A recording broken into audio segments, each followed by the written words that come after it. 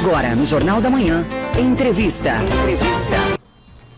7h41, faltando 19 para as 8. Nesta semana, nós estamos recebendo os vereadores de Joinville para uma série de entrevistas sobre os desafios da cidade em 2023. Hoje o nosso convidado é Diego Machado, do PSDB, presidente da Câmara de Vereadores de Joinville. Bom dia, presidente. Bem-vindo à Jovem Pan, tudo bem?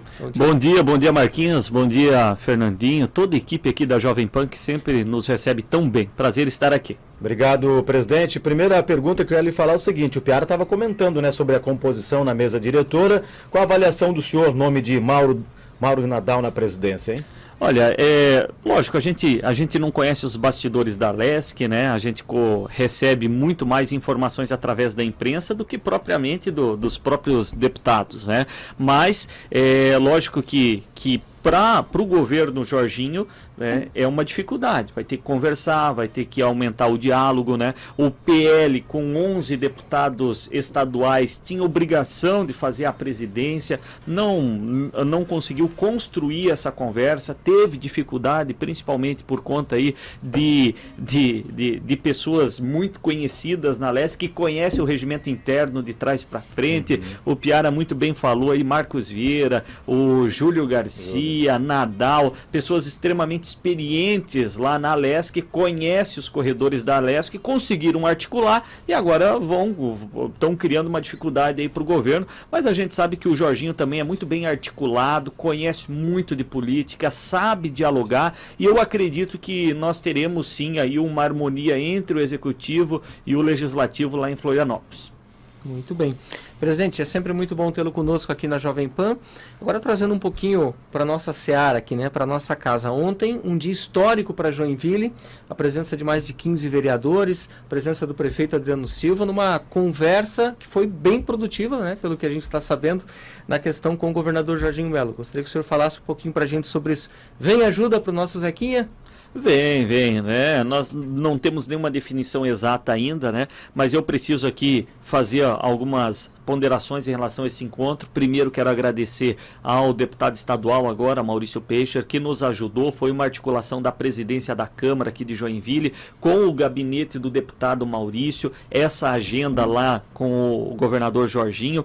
Também quero agradecer a presença dos deputados, dos demais deputados aqui de Joinville, Matheus Cadorinho, Sargento Lima, Fernando Krelling, prefeito Adriano Silva se fez presente, né? E alguns secretários que também estiveram lá para reforçar. Isso demonstrou para o governador Jorginho que Joinville agora está unido. Todos os poderes, desde deputado até mesmo o prefeito, os secretários, os vereadores, porque nós precisamos resolver algumas pautas importantes aqui da cidade de Joinville, pautas essas que estão dependendo hoje muito do governo do estado, principalmente no que diz respeito a recursos. Então o governador sentiu esta harmonia, sentiu esta união e sentiu que Joinville realmente chegou em algumas situações, chegou no seu limite e que o governo vai precisar agir e agir de verdade. Sem promessas, sem prometer o que não vai conseguir entregar, nós precisamos para ontem de algumas definições importantes. Então essa união foi o primeiro grande ponto positivo que nós tivemos. Quero aqui agradecer aos meus colegas vereadores,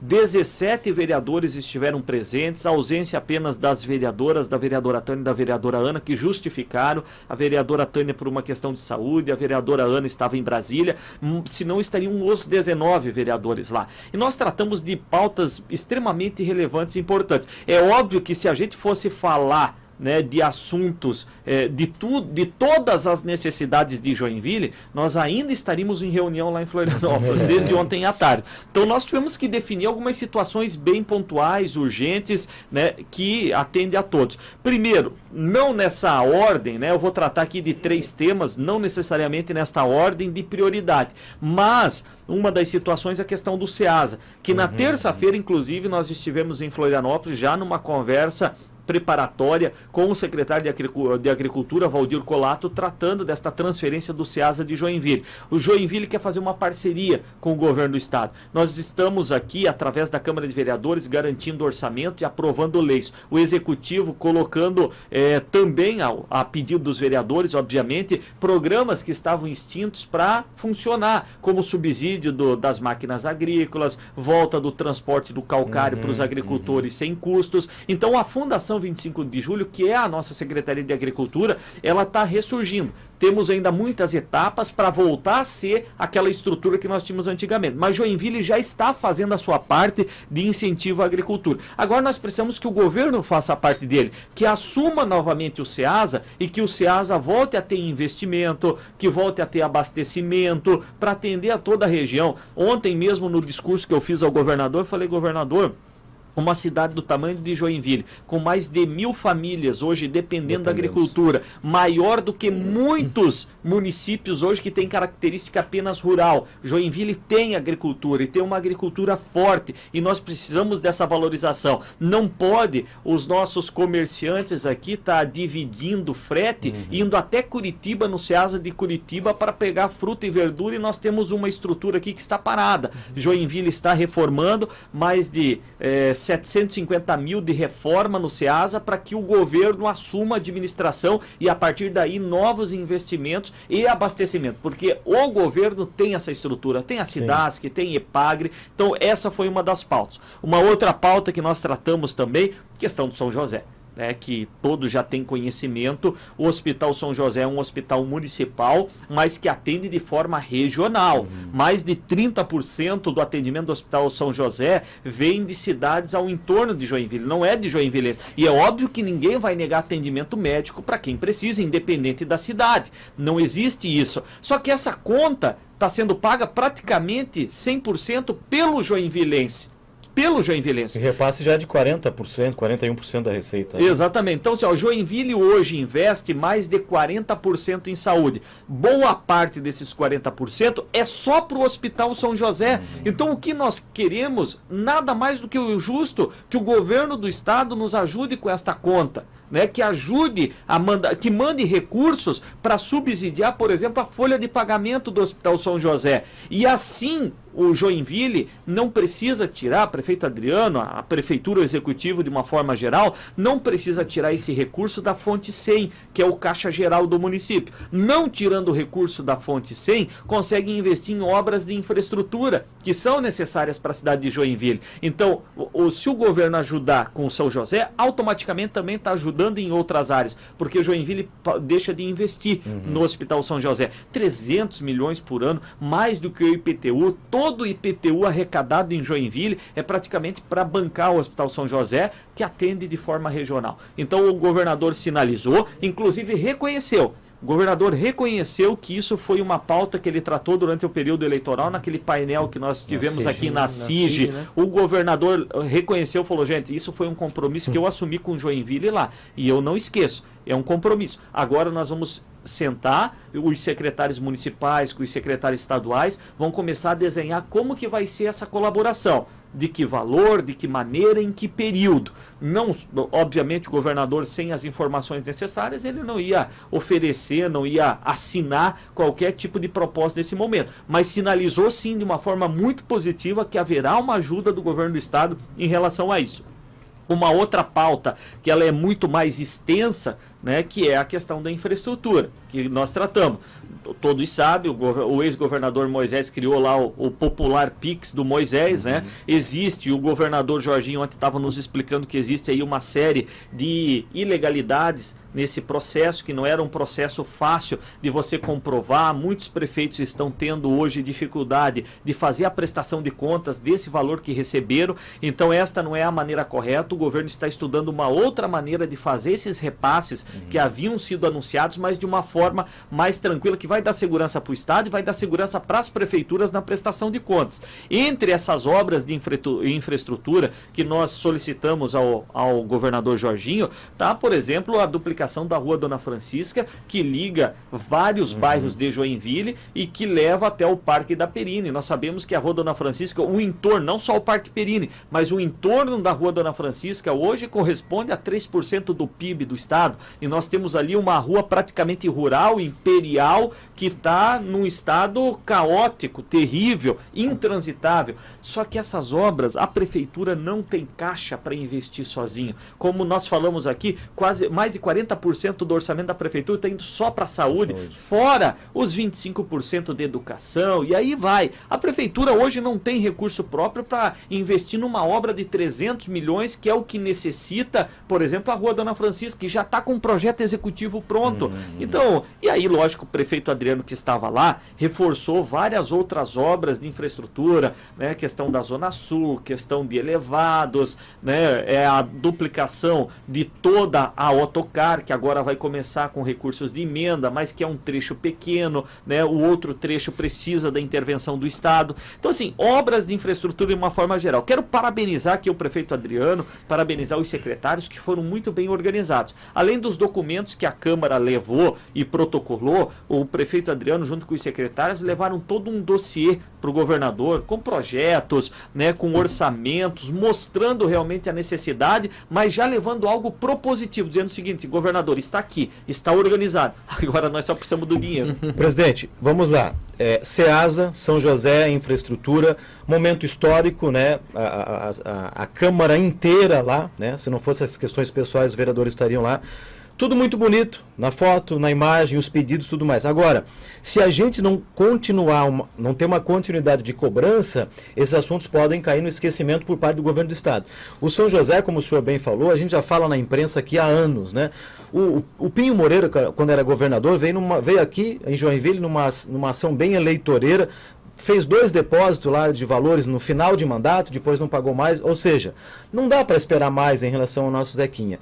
De que forma que a Câmara de Vereadores vai continuar essa cobrança no longo do ano, para que não fique apenas nessa reunião e caia no esquecimento? Não, Marquinhos, é um compromisso que foi assumido ontem, né? Nós estamos enganjados todos, né? E ontem foi mostrado a força de Joinville, porque veja bem, nós temos lá um secretário de Estado, que tem peso nesse tipo de decisão. Nós temos uma vice-governadora, que é de Joinville, que ontem também reforçou, a doutora Marilisa reforçou todos os nossos pedidos, 4 deputados estaduais. Então agora nós vamos dar o tempo que o governador pediu. A questão do SEASA, ele está praticamente definido. Encaminhado, né? Desses 3 pontos que nós falamos aqui, a questão do SEASA, a gente acredita que em 1 mês, 2 meses está resolvido e está sanado. Então um dos objetivos já deve ser alcançado já no começo desse ano. A questão do Hospital São José, o pedido que o governador nos fez foi que agora os secretários conversem para fazer agora um planejamento de qual é o valor, qual é a necessidade e que vai disponibilizar o recurso, sem data e sem valores. Agora, se isso não acontecer num curto período de tempo, vamos lá, 2, 3, 4 meses, que é mais ou menos o que o governador pediu para analisar, para conseguir fazer um planejamento em cima disso, nós vamos voltar a cobrar, nós vamos voltar a pedir uma audiência com o governador, com todos unidos. Vai lá, governador, a primeira reunião que nós tivemos aqui foi combinado isso, foi dado esse encaminhamento, mas até agora isso e isso não andou. Então agora cabe a nós manter esta pressão. A primeira e mais importante já foi feita, onde nós entregamos tudo documentado, fizemos o apelo, choramos na mesa do governador. Ele já apontou algumas coisas, já saiu alguns encaminhamentos e agora nós vamos dar o prazo que ele pediu. O prefeito Adriano, inclusive, fez um convite ao governador que ele estivesse em Joinville dia 9 de março, né, no aniversário de Joinville, para que pudesse fazer uma agenda positiva com o governador e mostrar também os locais dessas obras de infraestrutura que são tão necessárias aí para a cidade de Joinville. Agora, cabe a nós, sim, manter esta pressão. Nós não podemos deixar isso cair no esquecimento. Obras como a Rua Dona Francisca, elas são emergenciais e o recurso já tinha sido prometido pelo governo passado, que infelizmente não lançou a licitação até o final do mandato. E agora o governador pediu um tempo, olha, estamos analisando caixa, estamos com um problema aqui de caixa e a gente vai dar esse período que o governador pediu. Mas a pressão, ela vai acontecer. Tem que continuar. Presidente, a gente está chegando praticamente nos nossos minutos finais do nosso bate-papo, só que eu não poderia deixar de fazer essa pergunta para o senhor, até porque essa semana, inclusive, nós noticiamos aqui no Jornal da Manhã, né, que é a questão da mesa diretora da Câmara. 2 vereadores, né, tanto o Henrique quanto o Lucas, abriram mão da vaga na mesa, alegaram motivos pessoais, e a pergunta que fica, né, isso não é ruim para a presidência da Câmara iniciar a legislatura já com essas decisões? Olha, eu vejo que não, porque foi uma decisão tomada em conjunto, sabe, Fernandinho? Não foi uma decisão unilateral de nenhum dos vereadores. A gente precisava fazer uma composição de comissões ali, né?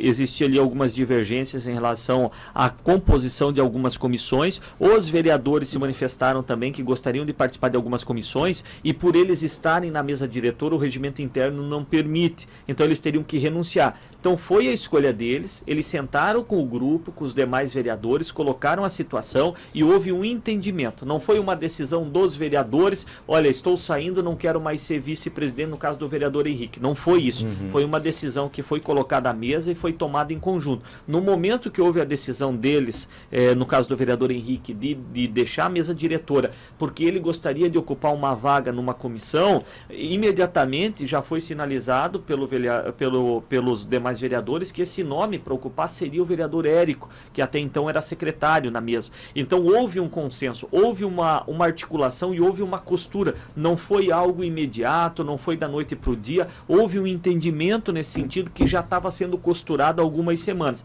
Então não vejo qualquer tipo de prejuízo para a mesa diretora ou para a Câmara de Vereadores em relação a isso, porque foi de uma forma harmônica, foi tranquila, foi trabalhado. Presidente, quero aproveitar, quero que o senhor me responda em 30 segundos, por favor, nós tem que chamar o break já, mas tem um ouvinte que está perguntando, o Jorge, que diz o seguinte, vereador sempre trabalhando, tal. Ponte do Quiriri de Baixo, o senhor tem novidade sobre lá? Com certeza, nós tivemos uma reunião há poucos dias, foi formada uma comissão de moradores para tratar dessa situação, que é uma situação emergencial. Nós conseguimos, junto com o deputado Coelho, uma emenda de R$1 milhão para fazer a nova ponte da Estrada do Pique e da Estrada Quiriri, só que depois de toda aquela chuva que levou a ponte do Quiriri de Baixo, precisou buscar mais recursos, porque aquele recurso não seria suficiente. A Defesa Civil garantiu, e toda a ponte do Quiriri vai ser feito desde a base até em cima. E agora, na última reunião que nós tivemos dessa comissão de fiscalização, que foi montada por nós, junto com moradores, com o secretário, há 2 semanas, ficou definido que até março, né, até no início de março, a Secretaria de Infraestrutura vai entregar o projeto executivo finalizado com todos os projetos complementares na SAP para iniciar o processo de licitação. Conforme foi apresentado numa audiência pública lá para a comunidade, o cronograma continua o mesmo, que a licitação vai ser lançada agora, até final de fevereiro, início de março, para que a ordem de serviço para a empresa seja dado até metade do ano, e a previsão no planejamento do executivo, e nós vamos cobrar isso, é que a ponte esteja totalmente finalizada, uma obra grande, gigante, do tamanho que o Quiriri merece, até fevereiro de 2024. Perfeito. Presidente da Câmara de Vereadores, vereador Diego Machado, do PSDB, muito obrigado pela presença, sucesso e até uma próxima. Obrigado, gente. Desculpa, a gente se estende, né? Mas a gente é do rádio também, adora isso, né? Obrigado, Marquinhos. Obrigado aí ao Fernandinho, Mosca, também aqui. Diego, o meu xará também, né? Toda a equipe da Jovem Pan. E eu confesso para vocês, né? Já falei isso para vocês, né? A gente que está no batente o dia todo aí. Eu sou um ouvinte aqui do programa de vocês. Gosto. Parabéns pela imparcialidade e pela qualidade do programa. Obrigado, presidente.